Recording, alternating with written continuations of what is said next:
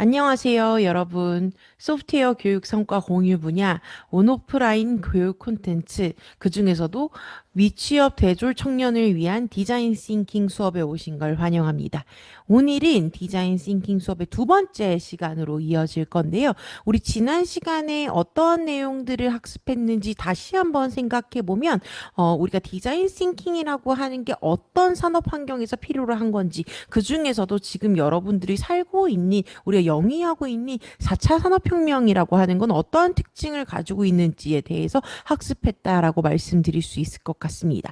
그래서 제가 설명드렸던 것 중에 4차 산업혁명에서 가장 우리가 특징인 부분이라고 이야기할 수 있는 두 가지 먼저 말씀을 드렸었는데요. 첫 번째 초연결과 그 다음에 초지능이라고 하는 키워드 말씀드렸습니다. 오늘은 그 내용을 이어서 진행해 보도록 하겠습니다.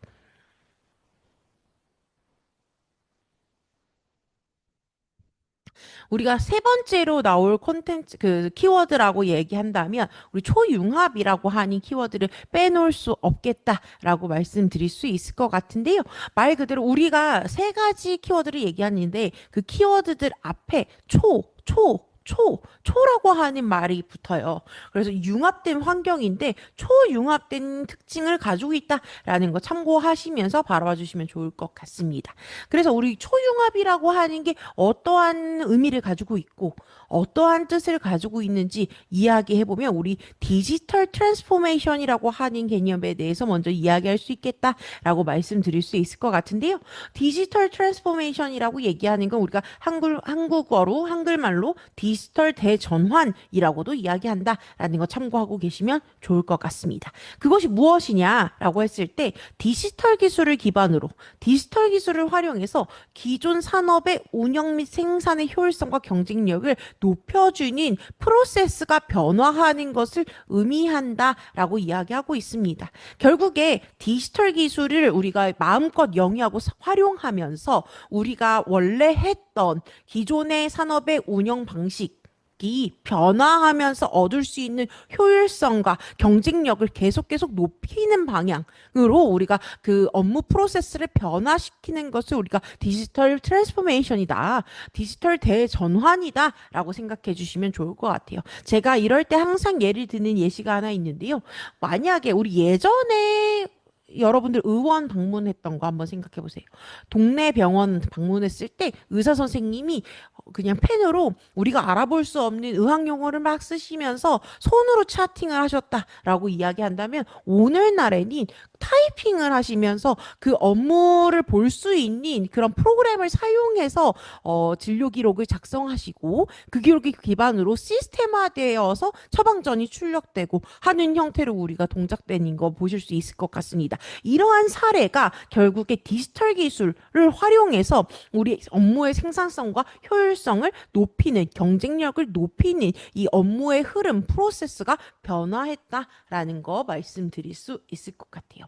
그래서 기업에서는 어떤 특정 조직에서는 우리 디지털 기술을 활용해서 다양한 산업 분야에 지속적으로 혁신을 추진하고 계속 변화를 추진하고 특히 어느 분야에서 제조업에서 많이 주목되고 있더라라는 거 참고하고 계시면 좋을 것 같습니다. 그래서 우리가 기존의 비즈니스 모델뿐만 아니라 고객의 경험, 사용자 경험까지 변화시킬 수 있고 그것을 바탕으로 추가적인 수익 흐름을 창출해낼 수 있는 이러한 산업 전반을 트랜스포메이션, 디지털 트랜스포메이션이라고 하는 이름으로 일컫는다라고 말씀드릴 수 있을 것 같아요. 제조업 같은 경우에 우리 하나의 예로 로봇 프로세스 자동화라고 하는 거 이야기를 해볼 건데요. 로봇 프로세스 오토메이션이라고 얘기하는 이 자동화는 우리가 업무 과정에서 발생하는 데이터들을 정형화하고 논리적으로 자동 수행하게 하는 기술들을 이야기한다라고 말하고 있습니다. 그래서 RPA라고 하는 이 로봇 프로세스 자동화를 통해서 우리가 단순하고 반복적인 업무는 감소시키고 오류를 줄여서 업무 생산성을 향상시키는 것을 기대할 수 있다라고 말씀드릴 수 있을 것 같아요. 금융 분야에서도 많이 사용하긴 하지만 왜 숫자를 다루고 있기 때문에 금융 분야에서는 그리고 오류가 있으면 안 되잖아요. 특히 금융 분야는 우리가 민감한 정보를 다루고 있기 때문에 금융 분야에서 비중이 가장 크지만 제조나 서비스 등 다양한 분야로 확산되고 있다라고 생각하고 계시면 좋을 것 같아요.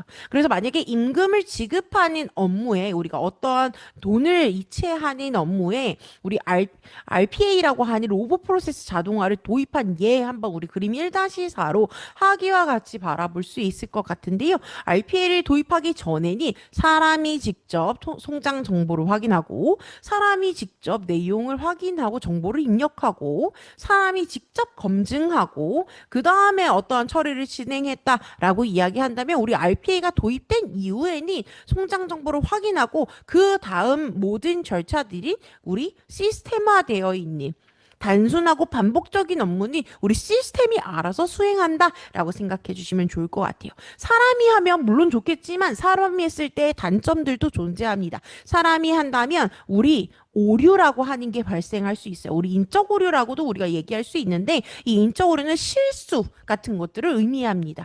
실수, 숫자가 계속 틀린다든지 결산이 안 만든다든지 하는 오류들이 발생할 수 있는데 기계가 시스템이 직접 처리하기 때문에 오류가 감소하지 않는다. 그래서 오류 감소로 질적 성과가 향상될 수 있고 업무 생산성이 향상될 수 있다라는 것을 우리가 기대할 수 있다라고 말씀드릴 수 있을 것 같습니다. 그래서 이어서 말씀드려보면 결국에 우리가 지금 살고 있는 4차 산업혁명 시대라고 이야기하는 것은 크게 세 가지 키워드로 이야기할 수 있다라고 말씀드릴 수 있을 것 같아요. 우리 처음에 초연결, 그다음 초지능, 그리고 마지막에 우리 방금 얘기했던 초융합된 형태가 우리 4차 산업혁명 시대라고 이야기할 수 있겠다라는 거죠. 근데 이러한 특징을 갖고 있는 4차 산업혁명이라고 하는 시대에서는 어떠한 인재를 원하고 어떠한 역량을 가지고 있어야 될지 한번 우리 살펴보고자 하겠습니다. 인공지능이라고 하는 우리 지능기술 중심의 4차 산업혁명 시대에서는 우리 로봇이나 기계는 할 수 없고 사람만이 가능한 업무들이 경쟁력을 가질 수 있겠다라는 거 생각해 보실 수 있을 것 같습니다. 어떤 것들이 있을지 고민해 보시면 여러 형태가 있을 수 있겠지만 그 중에서 우리 디자인 싱킹을 얘기하면서 같이 말해볼 단어 창의성이라고 하는 이야기를 한번 해보도록 하겠습니다. 우리 기계가 하지 못하고 그리고 4차 산업 인공지능이 하기 어려운 거 사람만이 잘 할 수 있는 거 고민해 보시면 창의성이라는 결론을 한번 내려보실 수 있을 것 같은데요. 우리 4차 산업혁명 시대라고 하는 이 상황에서는 지능정보기술과 정보통신기술에 융합되어 있는 시대다라고 말씀을 드렸잖아요.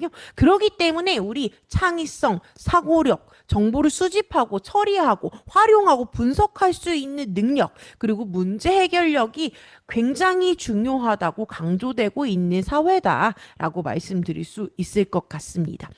왜인지 한번 생각을 해보면 어떠한 문제가 발생했어요. 그 문제를 해결하려고 하는데 그 해결할 때 우리가 생각을 해야 되고 그리고 어떻게 해결할지 생각할 수 있어야 되고 어떤 방법이 있을지 떠올릴 수 있어야 되고 그리고 우리는 데이터가 있잖아요. 4차 산업혁명 시대이기 때문에 우리 초연결된 상황에서 데이터가 있고 데이터를 기반으로 초지능화를 구현할 수 있습니다. 그렇기 때문에 우리 데이터 기반의 의사결정을 할 수 있다라는 것도 생각해 보시면 좋을 것 같은데요. 의사결정을 위해서 내가 정확한 판단을 하고 있는지 어떠한 방법이 해결 방안인 건지 판단을 내리기 위해서는 우리 데이터가 있어야 됩니다. 그래서 어떤 데이터를 수집할 건지, 어떻게 처리할 건지, 어떻게 분석해서 활용할 건지에 대한 능력이 굉장히 강조되고 있는 상황이다라고 말씀드릴 수 있을 것 같아요. 그래서 4차 산업혁명 시대에 우리가 필요로 하는 인재를 어떤 인재를 필요로 하는지 봤더니 단편적으로 지식을 갖고 있고 단편적으로 능력이 있는 것보다는 상호 보완적이고 복합적인 역량을 지녀야 하더라라고 말할 수 있을 것 같습니다. 우리 융합사회라고 얘기했잖아요. 초융합된 사회이기 때문에 우리가 문제를 해결하는 방법도 방식도 문제를 바라보는 시각도 복합적인 역량을 지녀야겠다라는 거 참고하고 계시면 좋을 것 같아요. 그래서 우리가 대표적으로 아까도 언급되었지만 4차 산업혁명 시대에서 이러한 인재를 원해 이러한 능력을 함양했으면 좋겠어 라고 이야기하는 크게 네 가지: 창의성, 사고력, 정보 수집 처리 활용 능력, 문제 해결력이라고 이야기할 수 있겠다라는 거죠. 이어서 말씀을 드려보면 우리 시대에 따라서 사회적 패러다임이라고 하는 게 변화하고, 사회적 패러다임이 변화하면 그 시대마다 그 시기마다 인재상과 핵심 역량이 서로 달라집니다. 사회에서 원하고자 하는 인재의 상과 그다음에 어떤 역량을 가지고 있는 인재를 필요로 해라고 하는 그 요구 역량들이 달라진다라고 말씀드릴 수 있을 것 같은데요. 아까 앞서서 말씀드렸던 것처럼 4차 산업혁명 시대에서는 창의력, 소통과 협업, 그다음 문제 해결력 이러한 것들이 복합적으로 두루두루 갖추어야 하는 인재가 필요하다라고 이야기할 수 있을 것 같습니다. 시대가 계속 바뀌고 변화하고 사회적 패러다임이 계속 변함에도 불구하고 우리는 창의성 있는, 창의력이 있는 인재를 필요로 한다라고 이야기할 수 있을 것 같은데요. 창의력이라고 하는 것은 시대가 바뀌어도 변함없이 강력하게 우리가 요구되고 있는 필수적인 소양이자 역량이다라고도 말씀드릴 수 있을 것 같습니다. 그래서 창의력을 갖춘 인재가 되기 위해서는, 시대가 원하는 인재, 창의력을 갖춘 인재가 되기 위해서는 문제점을 발견하기 위해서 우리가 조금 더 넓은 확장된 사고를 할 수 있어야 되고, 이 넓은 사고, 확장된 사고를 기반으로 논리적으로 분석하고 한 방향으로, 한 가지로 정리하고 표현할 수 있도록 분석적 사고를 수행해야 된다라고, 이렇게 복합적인 과정을 거쳐야 된다라고도 말씀드릴 수 있을 것 같은데요. 우리 밑에 표를 한번 같이 살펴보면서 이 4차 산업혁명 시대라고 하는 것에 어떠한 인재를 세상이, 사회가 요구하는지 한번 이야기해 보도록 하겠습니다. 먼저 혁신형 인재입니다. 혁신을 가져올 수 있고, 혁신을 구현할 수 있고, 혁신을 받아들일 수 있는 인재라고 생각해 주시면 좋을 것 같은데요. 생각을 넘어서 상상력으로 독특한 해결책을 만들어낼 수 있는 인재를 이야기한다라고 하고 있습니다. 그리고 두 번째, 비판적 사고형 인재라고 이야기하는데요. 비판적인 시각을 가지고 합리적으로, 논리적으로 문제에 접근할 수 있는 것들을 이야기한다라고 생각해 주시면 좋을 것 같습니다. 그래서 합리적, 논리적으로 우리가 문제에 접근해서 비판적 사고 관점으로 자신의 논리를 펼칠 수 있는 인재를 우린 요구하고 있더라라고 말씀드릴 수 있을 것 같아요. 세 번째, 창의 융합형 인재를 필요로 한다라고 하고 있습니다. 창의적 사고, 창의력, 우리가 말하고자 하니 그 창의력을 기반으로 여러 가지로 확장된 넓은 생각을 할 수 있는 형태를 이야기한다. 한 가지로 정리된 사고를 융합할 수 있는 인재를 이야기한다라고 하고 있습니다. 마지막, 협업형 인재를 원하더라라고 이야기하고 있는데요. 개인이나 집단의 문제 해결력을 키워주고 또 조절함으로써 문제 해결 과정에서 중재를 한다든지 조정의 역할을 수행할 수 있는 인재를 원하더라라고 이야기하고 있습니다. 덧붙여 말씀드리면, 사람이 사회에 나와 있을 때 혼자 할 수 있는 일이 그렇게 많지 않습니다. 대부분은 협업, 서로 돕고 도움을 받으면서 그렇게 업무가 진행되곤 하는데요. 그랬을 때 문제 해결을 우리 개인이 아니면 집단이 다 같이 효과적으로 해결할 수 있도록 중간에서 조율해 줄 수 있는 그런 인재들을 많이 필요로 하더라라는 거 참고하고 계시면 좋을 것 같습니다. 그래서 이어서 말씀을 드려보면, 우리가 4차 산업혁명 시대에 이러한 인재들이 필요로 하다라고 이야기를 계속 해왔는데요. 우리 시대에 창의적으로 이 창의력이라고 하는 걸 가지고 기업 활동을 했던 대표적인 기업가들을 한번 바라봐 보도록 하겠습니다. 우리 창의성이라고 이야기하는 것은 제가 앞서서 막 이렇게도 저렇게도 설명드려보긴 했지만, 결국에 여러분들 머릿속에 이 단어를 봤을 때 떠오르는 개념이 있을 거예요. 굉장히 딱 뭐라고 말하기는 어렵지만 나는 창의성이 무엇인지는 알아요. 창의력이 어떠한 개념인지는 대충 우리가 이해하고 있어요 라고 이야기하는 것처럼 추상적인 개념 중에 하나다라고 말씀드릴 수 있을 것 같습니다. 창의성은 굉장히 사람마다 받아들이는 게 다르고 공통의 어떠한 개념을 이해하고는 있지만 개념이 딱 정립되기 굉장히 어려운 특징을 가지고 있다. 추상적인 개념이고 그렇기 때문에 우리가 창의성이 좋은지 안 좋은지 많은지 적은지에 대해서 우리 측정하기 어려운 특징을 가지고 있다라고도 말씀드릴 수 있을 것 같습니다.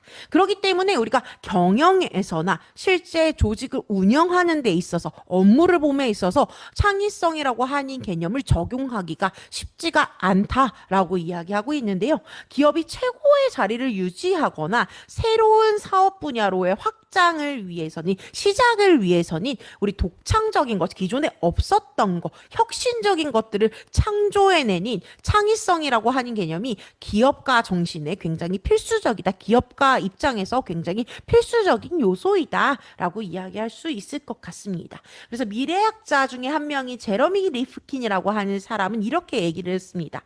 대부분의 직업이 인공지능으로 대체되는 시대에 인간은 인공지능이 할 수 없는 지금보다 더 창의적인 일에 몰두해야 한다라고 조언을 했다라는 거 참고하고 계시면 좋을 것 같은데요. 계속 이야기하는 것처럼 인공지능이 하이퍼 인텔리전스, 슈퍼 인텔리전스로 계속 진화하게 됩니다. 그러면 사람의 인지 능력보다 더 뛰어난 인지 능력을 가질 수 있기 때문에 단편적인 우리가 지식을 갖고 있는 사람, 단편적인 능력을 가지고 있는 사람이라기보다 우리 어떤 사람 창의적인 일을 할 수 있는 사람을 더 사회가 원하더라라고 말씀드릴 수 있을 것 같아요. 그래서 여러분 잘 알고 계시는 대표적인 기업가 중에 한 명이죠. 스티브 잡스가 어떠한 이야기를 했는지 한번 봐봤더니 창의성이라고 하는 것은 사물을 연결하는 것이다 라고 이야기하고 있습니다. 이것은 곧 어떠한 것을 의미하는지 한번 살펴봤더니 창의성은 기존의 다양한 경험과 지식들, 내가 갖고 있는 내가 경험했던 것들을 서로 연결해서 하나의 독창적인 결과물을 만들어내는 것을 우리가 창의성이라고 이야기하더라라고 말하고 있습니다. 스티브 잡스가 얘기했을 때 이러한 창의성이라고 하는 것은 천재처럼 그냥 영감에 의존해서 진행하는 게 아니라 철저하게 내가 연습으로 키울 수 있는 그런 역량이다라고 이야기하고 있다라는 거죠. 그래서 여러분들, 나는 아이디어가 부족해. 난 창의력이 없는 것 같아.가 아니라 아직 연습이 되지 않은 상태이기 때문이다. 라고 생각해 주시면 좋을 것 같아요. 그래서 연습을 계속 한다면 우리가 창의성을 함양한, 우리가 사회가 요구하는 인재가 될 수 있다라는 거 참고하고 계시면 좋을 것 같습니다. 그러면 창의성은 연습으로도 우리가 훈련할 수 있다라고 말을 했는데 창의성을 키우기 위한 요건들에 대해서 한번 이야기해 보도록 하겠습니다. 아까 얘기했듯이 내가 경험한 것과 내가 알고 있는 지식들을 연결하는 능력이 창의성이다라고 이야기를 했는데요. 창의성은 타고나고 우리가 그냥 천재처럼 영감이 떠오르는 게 아니라 수많은 연습을 통해서 다양한 경험과 내가 갖고 있는 지식들을 연결할 수 있는 그런 능력을 이야기하더라라는 거 참고하고 계시면 좋을 것 같습니다. 그래서 창의적인 아이디어를 내는 사람들이 다른 사람들보다 많은 경험을 해봤고 그 경험을 통해서 다양한 시각으로 세상을 바라보고 어떤 문제들이 있는지 또 그 문제들을 해결할 때는 기존의 경험, 내가 겪었던 경험을 바탕으로 우리가 독창적인 아이디어, 문제 해결 방안들을 생각해낼 수 있다라는 거 참고하고 계시면 좋을 것 같아요. 그래서 이러한 훈련을 하는 게 중요하다라고 말씀드렸잖아요. 미국 매사추세츠 공과대학에서는 우리 다양한 경험과 지식이 연결될 수 있도록 리버럴 아츠 기초교양과 같은 폭넓은 교양 교육에 굉장히 집중하고 있다라고 생각해 주시면 좋을 것 같습니다. 경험과 내가 갖고 있는 경험, 내가 머릿속으로 알고 있는 지식, 노하우와 지식, 익스페리언스와 지식이 결합된 형태가 창의성을 이야기하더라라는 거죠. 그러려면 여러분들은 많이 경험해보고 그리고 많이 알아야 되는 거. 그리고 그 두 개를 연결해보는 연결에 대한 훈련이 필요하다라는 거 참고하고 계시면 좋을 것 같습니다. 그래서 우리가 이어서 얘기를 해볼 건데 다양한 지식감 경험 그리고 문제 아이디어, 지금 어떠한 문제에 처해져 있는지, 이걸 해결할 수 있는 해결 방안은 무엇인지, 그 해결 방안을 도출해야 되는 과정은 내가 경험했던 것과 내가 알고 있는 지식들을 다 이어서 새로운 결과물을 창조해내는 것. 그게 우리가 창의성이라고 얘기할 수 있겠다라는 거죠. 그래서 그런 것들을 우리가 융복합적으로 가지고 있는 그 능력을 우리가 창의성이라고 이야기할 수 있다라는 거 참고하고 계시면 좋을 것 같습니다. 그래서 창의성을 기르기 위해서는 우리 다양한 지식과 경험, 또 문제, 아이디어 등을 연결하면서 새로운 결과물을 창조해낼 수 있는 융복합적인 능력을 갖춘 상태를 이야기하더라라고 생각해 주시면 좋을 것 같은데요. 스티브 잡스는 이런 생각을 했을지도 모릅니다. 아, 내가 MP3 플레이어를 가지고 다니면서 음악을 들어야 되고, 또 휴대전화를 갖고 다니면서 전화도 해야 되고, 전자수첩 PDA 같은 형태로도 이메일을 확인해야 된다라고 하는데, 그거 내가 하나하나씩 다 챙기고 하나하나씩 다 충전하고 다니기가 너무 번거롭더라. 하나의 기기로 바꿀 수 없을까? 이것은 스티브 잡스가 경험했던 거. 그리고 지금 처해진 문제. 아, 충전을 각각 다 해야 되고 세 개를 다 챙겨 다니기가 번잡스러워라고 하는 문제. 그것들을 내가 알고 있는 지식, 컴퓨팅적 지식을 기반으로 해결할 수 있는 방안, 그리고 그 해결할 수 있는 방안이 스마트폰을 만드는 것을 이야기할 수 있겠고, 그래서 결국에 결과물을 창조해낸 것, 기존에 없던 새로운 혁신적인 것을 창조해낸 것, 스마트폰이 그 결과물이다라고 말할 수 있을 것 같습니다. 그래서 스티브 잡스가 발견해낸 스마트폰이라고 얘기하는 것은 굉장히 창조적인 결과물이다라고 이야기하면서 융복합적 능력을 통해서 구현해냈다라고도 이야기할 수 있을 것 같습니다. 그래서 융복합적 사고를 하기 위해서는 다양한 아이디어를 연결해보고 관련이 없는 아이디어처럼 보이지만 그 두 가지, 세 가지, 네 가지 이상을 융합해 나가면서 우리가 생각을 탄탄하게 논리적으로 성장해 나갈 수 있는 환경을 이야기하더라, 상황을 이야기하더라 라고 이야기할 수 있을 것 같습니다. 그래서 연결하는 융복합 능력. 우리가 어떠한 것들을 연결지을 건데 무엇을 연결지을 거다? 경험과 지식, 그리고 문제와 아이디어를 서로 연결시킬 거다라고 생각해 주시면 좋을 것 같습니다. 이 융복합적으로 이 균형을 가지면서 연결해가면 그 결과값으로 우리가 창조해낼 수 있는 새로운 결과값들이 나온다라고 말씀을 드렸는데요. 이 과정을 하는, 이 훈련을 하는 대표적인 방법론 중에 하나가 디자인 싱킹이다라고 말씀드릴 수 있을 것 같아요. 그래서 생각이 한쪽으로 치우치지 않고 문제에만 너무 집중하지 말고 경험에만 너무 집중하지 말고 지식에만 너무 집중하지 않고 내 융합적으로 접근할 수 있는 사고, 그 생각의 흐름, 그 생각을 할 수 있는 트레이닝이 우리 디자인 싱킹이다라고 생각해 주시면 좋을 것 같아요. 그래서 다양한 분야의 지식과 경험을 통해 우리가 주어진 해결해야 하니 문제를 바라보고 또 해결책을 찾기 위해서 우리가 융복합적인 사고를 할 수 있는 형태를 우리가 디자인 싱킹을 기반으로 한다라고 이야기할 수 있겠다는 거죠. 그래서 여러분들이 잘 알고 계셔야 되는 것 중에 하나가 우리가 큰 범주의 창의성이라고 하는 게 있고 그 안에 우리 창의력이라고 하는 게 존재하더라라는 거죠. 우리 창의성이라고 하는 것은 우리가 새로운 것을 생각해내는 특성을 우리가 창의성이라고 이야기하는데, 창의력이라고 하는 것은 창의성 범주 안에 존재하는 창의적인 능력이다라고 이야기할 수 있을 것 같습니다. 그래서 창조력 같은 경우에는 창의력에서 더 나아가서 창조적인, 기존에 없었던 변화, 혁신의 창조적 활동들을 포함하더라라는 거 개념화해서 생각해 주시면 좋을 것 같습니다. 그래서 우리가 일반적 관점으로 창의성을 한번 바라봐 볼 때 어떻게 이야기할 수 있는지 살펴보도록 할 건데요. 창의성을 의미하는 영어 creativity라고 이야기하는 것이 우리 라틴어에 있는 만들다, 창조하다라고 하는 의미를 갖고 있는 단어와 그리스어의 충족하다라고 하는 단어에서 유래했다라고 이야기하고 있습니다. 그래서 크리에이티비티라고 하는 우리 창의성이라고도 얘기하고 창조하다라고도 이야기하니까 라틴어와의 연관성은 잘 이해가 됩니다. 근데 충족이라고 하는 것은 어떻게 이야기가 되는 걸까?